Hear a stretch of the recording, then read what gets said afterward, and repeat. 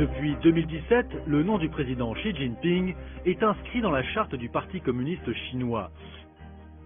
Seul un dirigeant avait eu cet honneur de son vivant, Mao Zedong. Quelques mois plus tard, Xi Jinping franchit une nouvelle étape en supprimant de la constitution chinoise la limitation de la présidence à 2 mandats. Désormais, rien ne l'empêche de rester président à vie. Alors, comment Xi Jinping est-il devenu aussi puissant? Déjà, il est plutôt né au bon endroit, puisque Xi Jinping est ce qu'on appelle un prince rouge, autrement dit, un fils d'eux. À sa naissance, en 1953, son père est un vice-premier ministre du régime de Mao Zedong qui dirige le pays depuis 1949.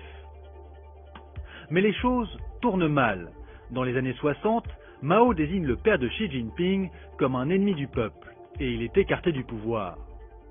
4 ans plus tard, la grande folie de la révolution culturelle est déclenchée et la famille Xi est ciblée.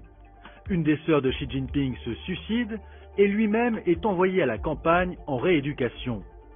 Mais cela va finalement lui réussir. Pendant cette période, Xi Jinping lit beaucoup, il s'intègre et finit par entrer au Parti communiste après de nombreux refus. Aujourd'hui, il a fait de cet épisode un argument politique. Il y a même un musée dans la ferme où il a vécu et il revendique cet héritage populaire.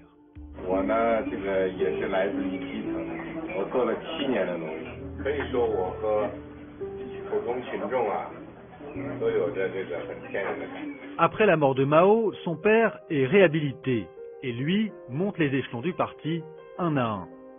Premier secrétaire du district de Zhengding, gouverneur du Fujian, secrétaire du parti au Zhejiang, membre du comité permanent du parti, vice-président de la République, secrétaire général du parti et enfin président de la République. Mais Xi Jinping n'est pas n'importe quel numéro 1. Depuis qu'il a accédé au poste, il cultive un autoritarisme et une personnification du pouvoir que la Chine n'avait plus connue depuis Mao. Alors, comment s'y prend-il pour asseoir son autorité? Eh bien, il y a 3 grands axes dans sa stratégie. D'abord, la lutte contre la corruption. Et cela passe par un ménage profond au sein du parti. Depuis 2012, 1 400 000 membres du parti auraient subi des sanctions.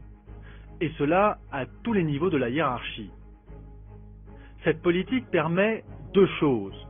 D'abord, le peuple est plutôt content, car en apparence, on se débarrasse de ceux qui